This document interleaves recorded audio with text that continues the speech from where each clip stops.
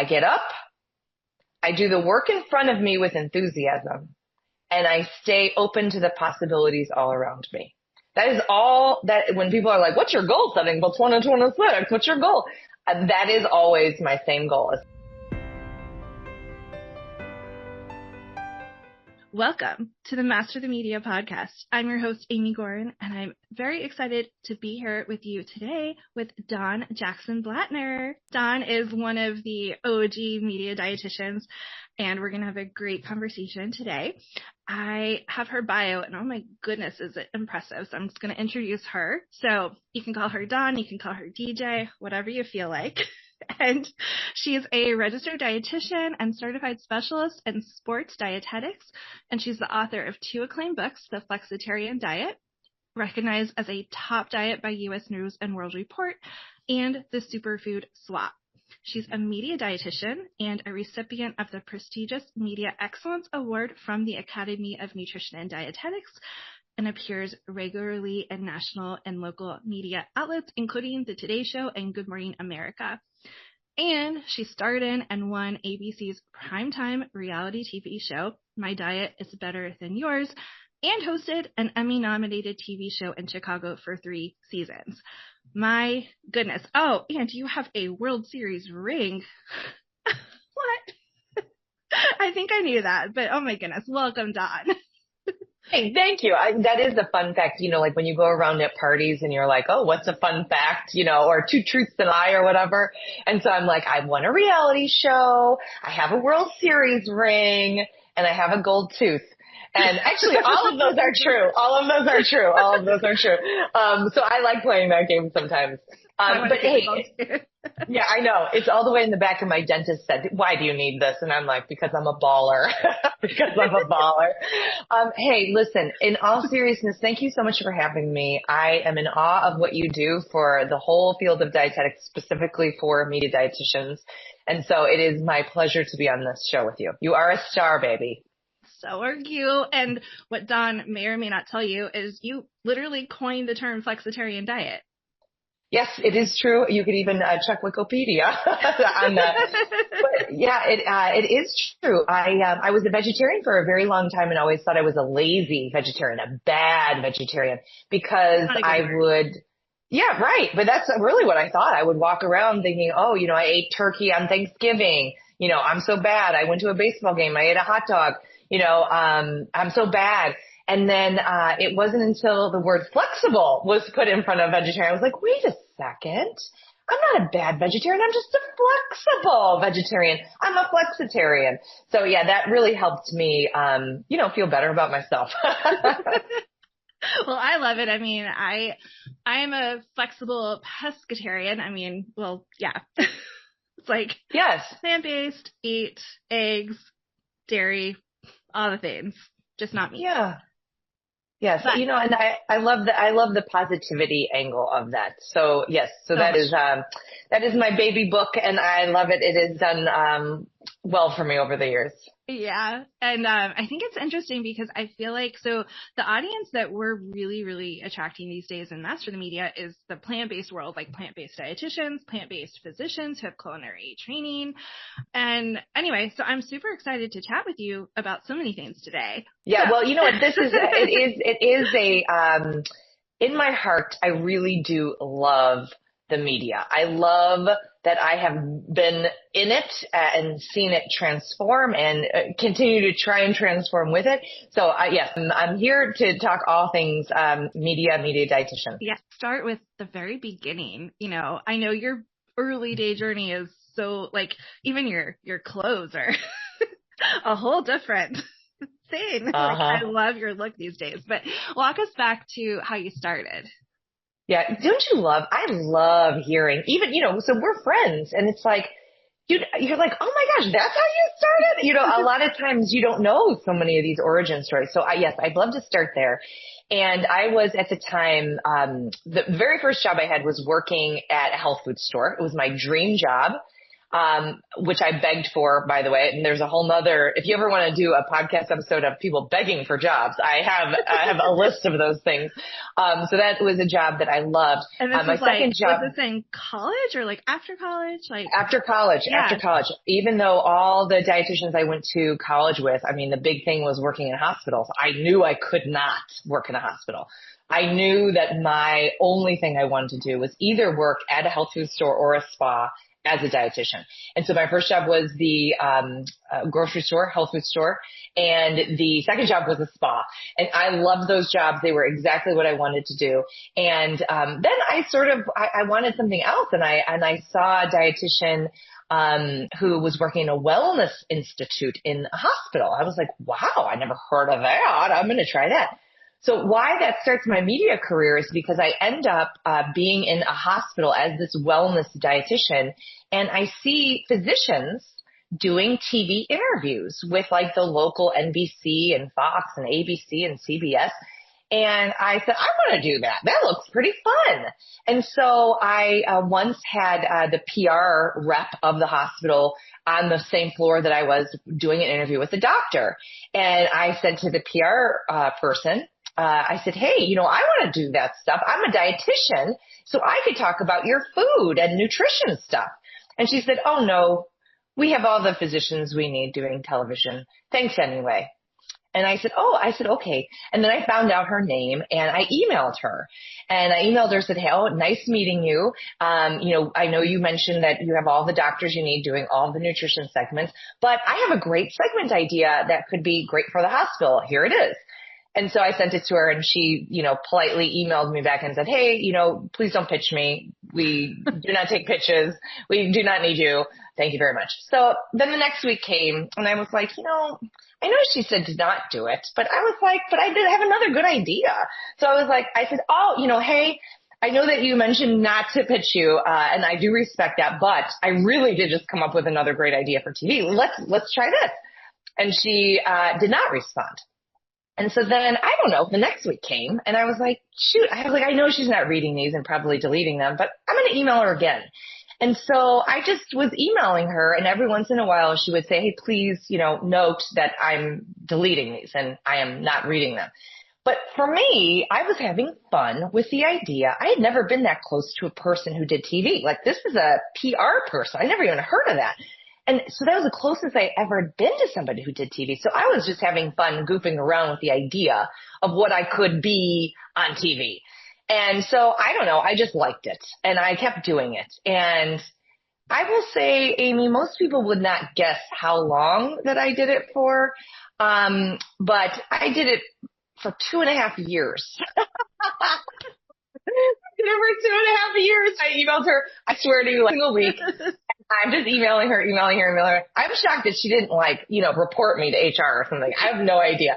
So anyway, I did this for 2.5 years, and at the 2.5 year mark, so this is like hundreds of television pitches at this point. We have all these ideas saved up. I just have so many ideas. About 2.5 year mark, she called my office and she said, hey, everybody who does TV for the hospital is out sick. Will you do a interview for NBC, a marathon? And I was like, is this an example of the squeaky wheel gets the oil? I was like, oh my gosh. I was like, I'm so glad you thought of me. And she's like, well, I couldn't help but think of you because I delete your emails every week. So anyway, the NBC TV crew comes, it being like a 2-part series on the marathon. And at that time, there was no social media. Thank goodness. Because when I did the first TV interview, it was on marathon training. Think about this. It was on marathon nutrition, marathon training. And I said the words hog wild on a TV segment 3 separate times in a 2-minute segment. How did I've never even said that word. I have no idea how it even came into a sentence. I have no idea how I worked it in 3 separate times.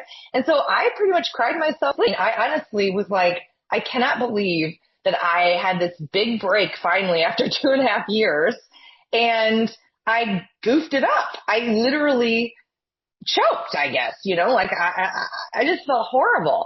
And I said, of course, they're not going to come back to me for the second part because I'm a doofus. And so they, though, did come back to me for the second part. So I practiced a little on the TV, or, like pretending like I was on TV, like I was practicing. And I was like, all right, well, maybe now I'm a little bit maybe less nervous, and maybe I practice a little bit. I'll be better for the second round. I don't know if I was or not, but I just was having a blast. I was like, I'm just glad they're back for the second time, and I'm going to, try my very best. Da, da, da.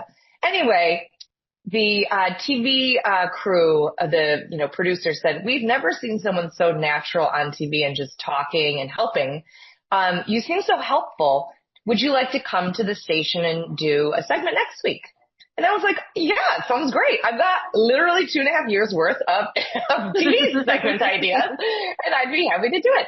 And so that started my career in media, is they then wanted me every single week on NBC. I did that for years and years and years, had my own segment.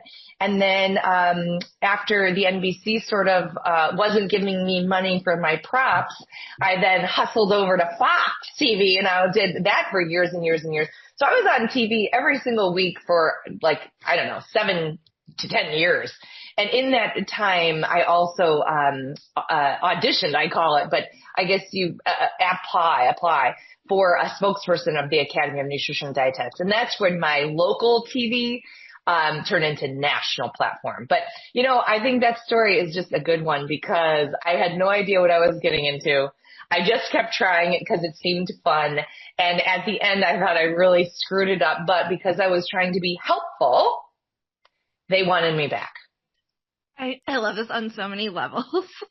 So what I think the takeaway is, hopefully it doesn't take all of us 2.5 years, but, yeah.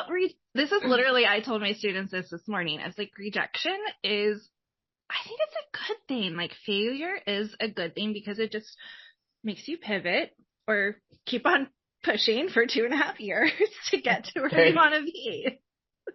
Yeah. That saying, rejection is production. Rejection is redirection. I think those are true. And even though I did receive, I don't know if you do the 52 weeks in a year times 2.5. We're talking, a lot of somebody ignoring you and saying no. But I really wasn't doing it for them. I was doing it because it was fun to me. And I didn't even really know you could have a career of TV. Now, with you and your programs and, that you can say, oh my gosh, well, I don't have to sit here for 2.5 years on this one girl who's deleting my emails. There's other things to do. There's other places to go. There's other resources for me to access. There's networking that I can do. So yeah, I had no clear clue about what I was doing other than I was enjoying it. And that turns into be one of my core principles as somebody who is, had a career that's decades and decades and decades long, is basically just really trying to find, the joy in things, and then really putting the hustle behind that joy. And, I just had one of those flashback moments of, I think it was let's say 2016. You were speaking for an event at Sunsweet. I was a brand new baby media dietitian, and you gave a talk on joy. And it just I kind of forgot about it for a minute, but that stuck with me for years. Have the joy, embrace the joy, live the joy. Let's not do things that aren't joyful. And that is 100% you. And so thank you. Thanks for saying that. It is only birthed out of being joyless. I definitely did not come upon joy as a fun little accident. It was out of sheer just misery. And it happened, I don't know how many years I was in my career, probably 10. And, I had books. I was on massive TV programs. I had all this media going on. I felt like I had everything going on paper, and interns and students and other dietitians would call me all the time and be like, I want your career. Give me the tips. How can I achieve what you're achieving? And one day I just hung up the phone and I started crying. I literally was just bawling, and I was like, I've created this life that looks so good on the outside, and I'm miserable. I don't know what other notches in my belt can I get to be happy. Like nothing is making me happy. And so I hired a coach because I was like, I did not become a dietitian because I thought it was going to be, rich and royals and all these things. I liked it. It was a passion career for me, and it had lost the passion. And so I had this coach, and we really worked on what I hired her for is I want to find joy in my job again. And so I talk about it, and I try and remind myself all the time, because my default is not necessarily joy. My default is like, how can I compete against myself? How can I achieve? How can I do more? Like, and then I think, oh, wow, like I remember that leads to misery. So I think thanks for remembering that I was talking about it, and I still am. And it's mostly reminders for myself. I love that. I mean, how can help us out here? Because I know there's a lot of listeners who are like, that's me in a nutshell, is I have this, picture perfect life, or maybe not, but it's not bringing me the happiness. So how can we all get that joy and do this, this media dietitian physician, media physician thing? How can we have it all? Yeah, I mean, seriously, I didn't know if it was even possible because, it was very much like even my school career. I mean, I was not like a fun kid. I was like, I'm going to get straight A's. I'm going to achieve this. Don't invite me to parties. This is why we're friends, because we're all the same, right? Yeah, I found out, I don't know that much about astrology, but I'm a Pisces rising in the sun, but I'm a Capricorn moon, which is really this like driven person. I'm a Capricorn. You understand. And so like I would read these things about astrology and Pisces, and I was like, I sort of feel like that, but I'm like, I also feel like I want to choke the fun out of everything with competition and discipline. So nonetheless, one of the first things that I did with a coach, I started calling them joy experiments, but the concept was to have a joy journal and just start catching the joy that's already in your life. And so every week I was meeting with this coach, and the first week I came back with a journal, and I feel embarrassed to say it, but truly I had 0 things in that. I literally tried for a full 7 days, 24 hours a day, 7 entire days, and I could not see anything that was joyful. And so that is where I was working from. I was working from, like, literally couldn't find anything. And because I didn't understand, I guess, I thought, maybe joy is more like, fabulous vacations, and joy was like the best days, and joy was like all these notches in your belt or whatever. But like on a typical week, like there's no joy if I wasn't like achieving something huge. And it was like, oh, wait a second. You've got it wrong, girl. Like joy is actually the cup of coffee that feels just the right temperature and the sun is coming through the window. It's like, oh, and you like your pajamas. Your pajamas are pretty cozy. And then you're like, oh my gosh, I go to my office and it's like, you know what? I still really love that wallpaper I picked out or whatever. So it's like being grateful and catching little things. And so that's how I really started with the joy journey, is just very much trying to find these, these little things. And then it just became this like, obsessive pursuit. Pretty much like everything. Even your lipstick color is joyful. Thank you. Because it really is. And once I understood, like I started seeing that it wasn't all fluff, because again, I was this driven, very outcomes oriented person. And so I had to learn that the joy is actually not in the outcome. The joy is in the process. Do you enjoy what you're doing on a Wednesday? If not, this is going to be a problem. Like we got to figure out how to enjoy these little things. And so, it became this, almost a game. I have it pop up on my phone. It's like, are you having fun? Randomly, it will pop up. And I'll be in the middle of doing a PowerPoint presentation or something. I'm like, no, shut up. I'm not, But then I'm like, wait a second. I bet there is a way for me to have a little more fun doing this. And so like, I use that in media all the time, where I want to perform at my highest level. I don't want to be good at this. I want to be excellent. I want it to be excellent. And not just because I want it to be excellent, but I want the service that I am giving to my client, because I am a brand spokesperson.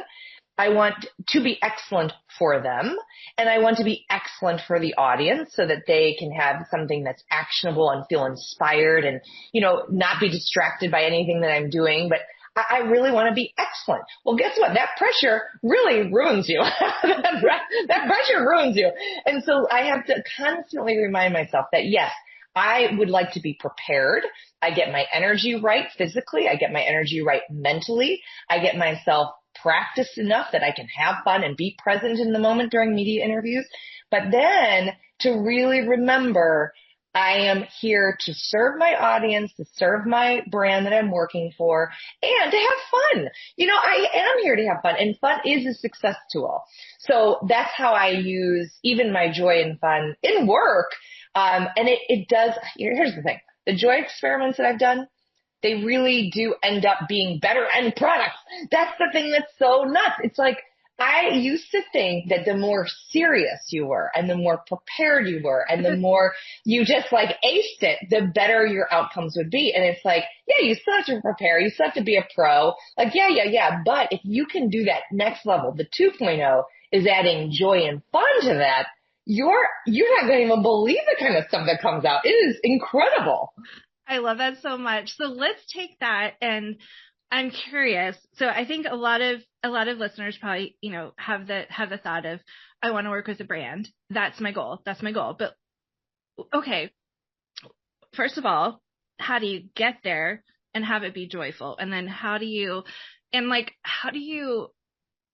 take it from, we're just doing a social media post, we're just doing a blog post, to actually, making it you? And how does that help you be more successful as a brand spokesperson? Oh, I love that. And you know what? I think it goes back, even if I've been in this career for so long, and I've been doing it, it still is always like, what have you done for me lately? Like, what's next? Like, what's happening? Nothing is guaranteed or promised. So even if it's like, oh my gosh, she did all that. Well, I say I'm still at the beginning every day. And so I have a philosophy of work that I believe can serve any of us. And I think this is the answer to everything, and specifically your question.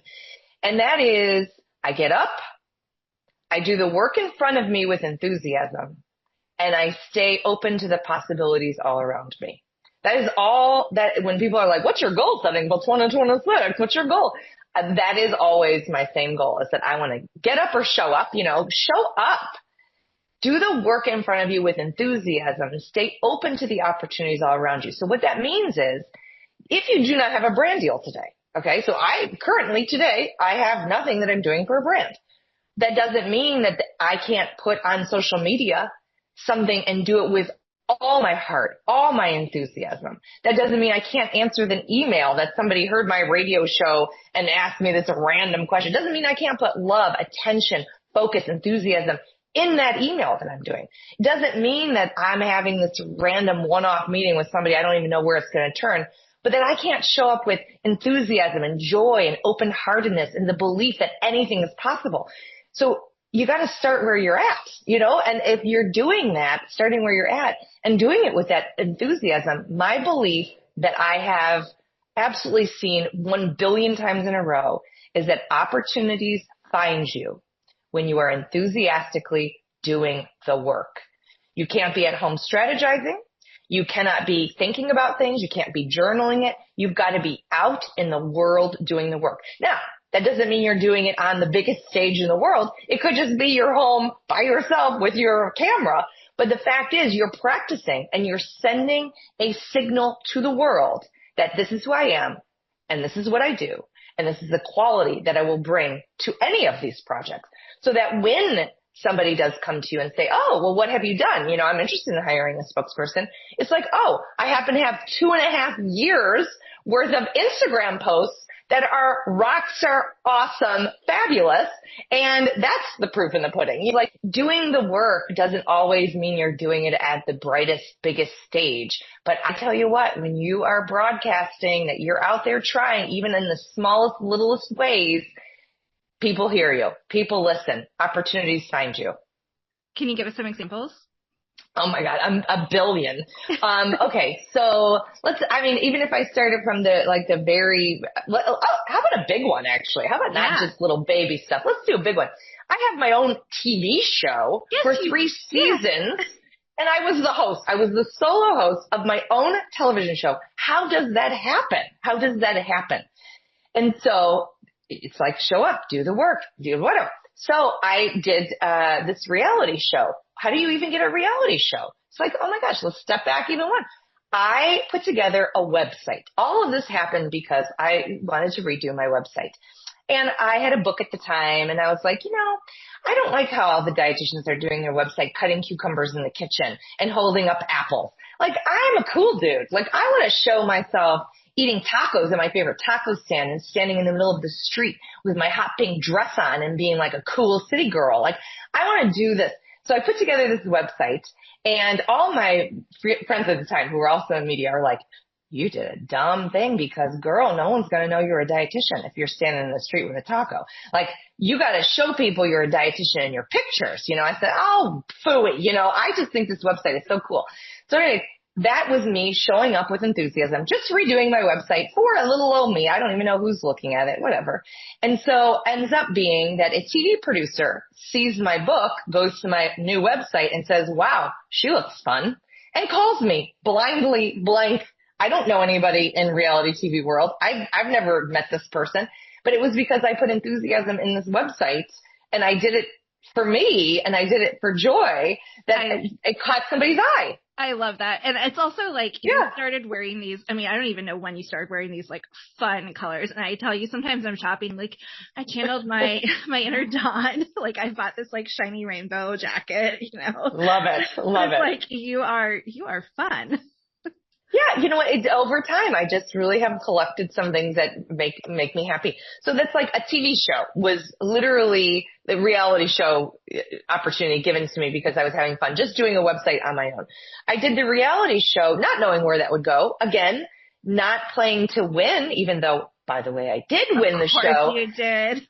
Hello. But I was playing to be of service to the contestant that I was teamed up with, and I really wanted to be helpful. I really want to be of service. Well, it turns out that a TV program here saw that and was like, hey, we'd like you to audition to host your own show. It has nothing to do with nutrition, but we think that you could hold the show. Audition for it. So it's like, because I was out there, I put my neck on the line being on this reality show, which I didn't know if I was going to be judged for. I didn't know how it was going to turn out. I didn't know anything. But I was out there bravely just trying things that sounded fun to me and trying to be helpful. Did it sound fun to me? Am I trying to be helpful? Those are like my two guiding principles. And so it's like little or big things you can create by doing this. There's just anything I can think of. It's like even my first, how did you get your book? Oh my gosh. Do you know somebody who writes books? No, I didn't know anybody. But I thought to myself, hey, you know what? I would like to write a book. I have something to help people with. This Flexitarian idea would be great. So I read inside of somebody else's book who they thanked as an agent, and I sent an email to them, and I just was like, hey, I have this idea I think could be help people, and I really like it. And I gave some stats in there, and within 12 minutes, I had a deal with this agent because I was having fun with the topic. I was putting myself out there, doing something on a little scale. I didn't know if anyone was going to read that email, but I am just doing it because I think it's fun and helpful. And so, we could go on for every single job that I have, how it's not like I didn't know things were going to pan out. I was just doing it because I thought it was fun and helpful. I love that so much. And you put you actually sent that email. I think a lot of times, like, we overthink, oh gosh, okay, I wrote it, but it's not perfect, or, maybe I'll send it tomorrow. Maybe I'll send it the next day. And then you never send it, and you can't get an opportunity if you don't try. Exactly. And so, or even, think if you don't get an opportunity, you don't try. The other thing was when I was doing this book thing, they were like, do you have any writing, experience or whatever? And so at that time, I was like, oh shoot, like that probably would be a good idea to like have something. So I wrote something for Today's Dietitian, right? I wasn't writing for Fitness Magazine to start. I wasn't writing for Yoga Journal to start. But then I got this article in Today's Dietitian about meal replacement drinks, real cutting edge, fabulous topic. But it ended up getting like a cover story on Today's Dietitian. I was like, oh my God, look at me. Like I'm making it. And then that led into being able to write this book, which led into being able to write magazine articles and all sorts of things. So it wasn't like my first magazine article was for, a national magazine. It was for little things, My first public speaking wasn't on the Today Show or Good Morning America. It was at like little local gyms that I begged my way in. So it's like wherever you are now, don't be ashamed of it. Just start there and be enthusiastic in that little tiny audience of 2 people who come.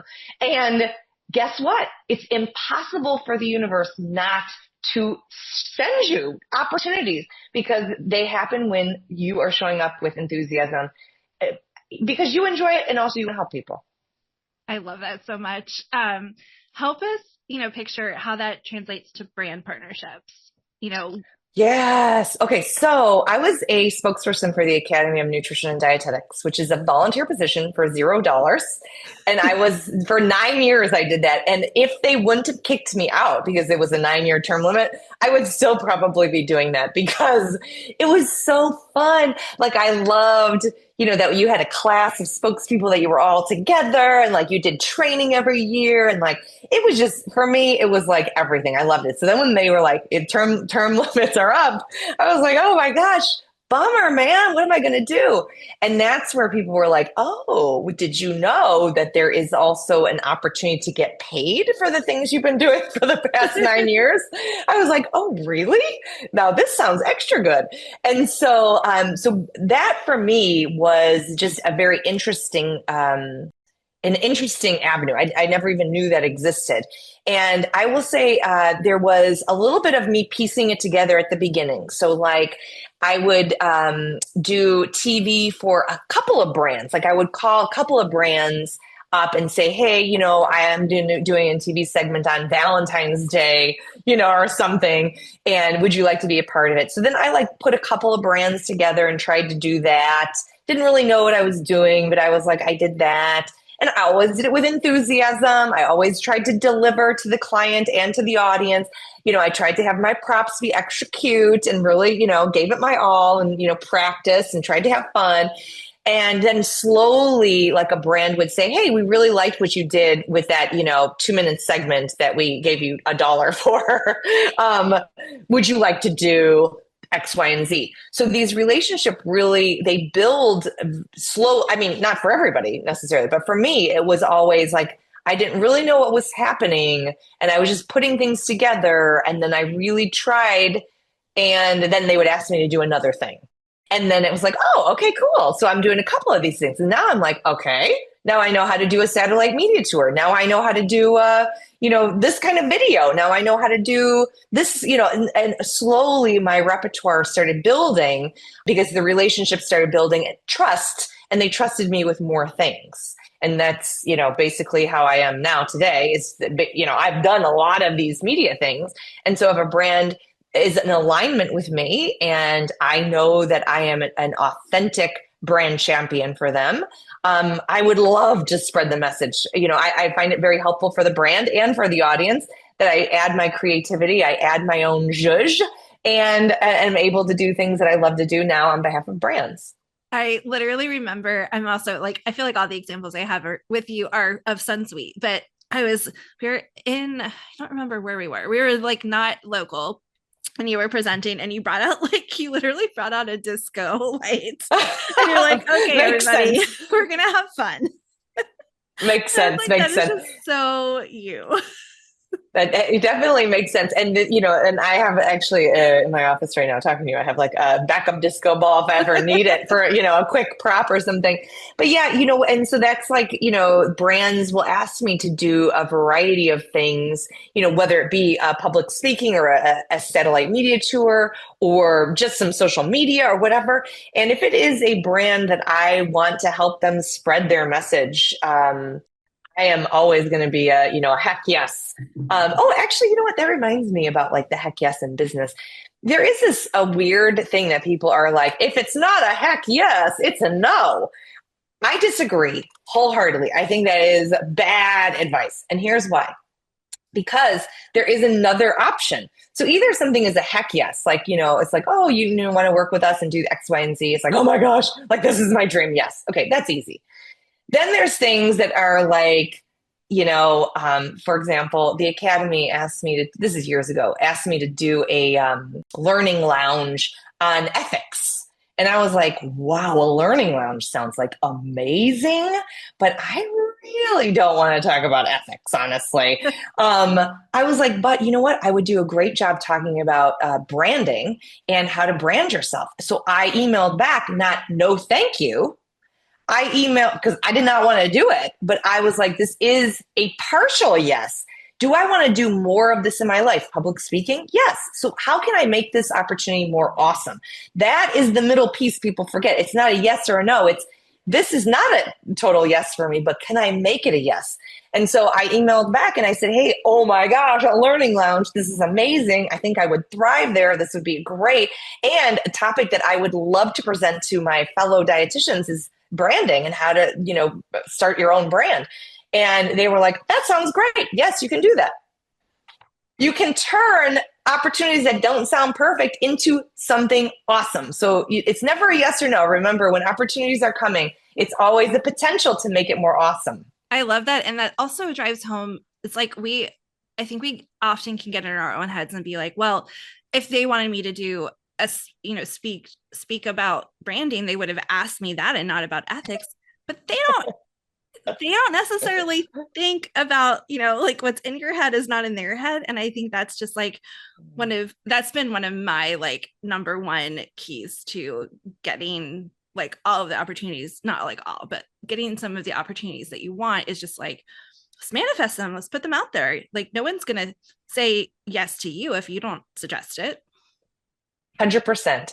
And going off of this theme, Amy, I love that you say that is like, if they're coming to me for this, maybe that's what I should do. It's like, wait a second.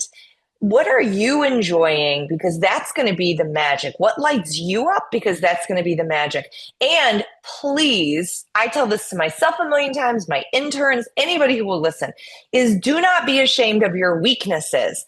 Lead with your strengths. I got the job for the Chicago Cubs head dietitian because I led with my strengths, not my weaknesses. I got the job to host my own television show because I led with my strengths and not my weaknesses. And in those two examples, the Cubs, I went right into them and I said, listen, I just asked my husband how many innings are in a baseball game. I literally have no clue about anything about baseball, and I'm not even really that sporty. But if you are looking for somebody who is amazing at setting a food culture tone and getting people excited about nutrition and changing a culture, you want me to change the culture here, I can do that. But I don't know if you're looking for that. But if you are, I'm your girl. And so guess what? I leave there thinking for sure I'm not going to get that job because I told them I know nothing about sports. And they called me back and they said, you know what? We need our culture changed. Your strengths are exactly what we need. We just didn't know it until you spoke up and said it. And so we'd like to hire you. Now, we need you to go back to school and become a CSSD and learn something about sports, but we want to hire you with your strengths. The TV show, I auditioned and they said, we're looking for the it girl of Chicago who can get us into all the VIP parties. And I said, oh my God, hold your horses. This is so not me. I can't even tell you how not me that is. I'm a workaholic. I'm a city girl. I've always loved Chicago. However, I never go out. I know nobody because I'm a workaholic. And I said, if you ever do a show about somebody who loves their city but doesn't really get a chance to explore it all that much, call me for that show because that's where my strength lies. Guess what? They changed the entire show to be what I said, my strength. And so it's like everybody wants to lead with, what they're not good at. Put that in a bag and throw it away. Like, who cares? Lead with your strengths. And you know what? People absolutely probably need what you are saying more than what they needed, initially. I love that because it's like, yeah, people don't know what they need until they know what they need. Right. And so never be ashamed of your weaknesses. Always lead with your strengths. But I will also say some of my weaknesses, I have used my brand partnerships to turn them into strengths. Like I was way back when I was like in journalism school, we did a TV day and I was like, I hate this. I think I watched the video and I blinked like 500 times. And then for real, when I was working at American Baby, they were like, you're going to be on national CBS tomorrow. I was like, you know what? I better wrap my head around this. and I got media trained in a day and like put on, you know, like the jewel tones, and I was like, got my hair blown out and okay, I'm going to give this a try. And it's like under the pressure of you have 2.5 minutes to say your thing and that's it. And we don't do retakes. Guess what? The adrenaline rush, like I started to love public speaking and love TV. So all I'm saying is to anyone who's listening is sometimes you don't know your strength until you try something that scares you. Isn't that a beautiful thing? That you're absolutely right. Is that, yes, that people say, oh, I can't do that. Well, listen, I want you to prove to me you can't do it by at least trying it once. And, you know, even I tried TV that first time and really, you know, pooped the bed on that. But at the end of the day, it's like, you know what? I dusted myself off and I got up and I did it. You know, I actually talk about so many times dusting myself off. It reminds me of I begged my way in to be a cooking instructor. For about 7 years, I was a cooking instructor. But to get that job, again, very much begging my way in. But in the audition, in front of all the chefs, because I'm not a trained chef, and they didn't want me teaching because they only wanted to hire chefs.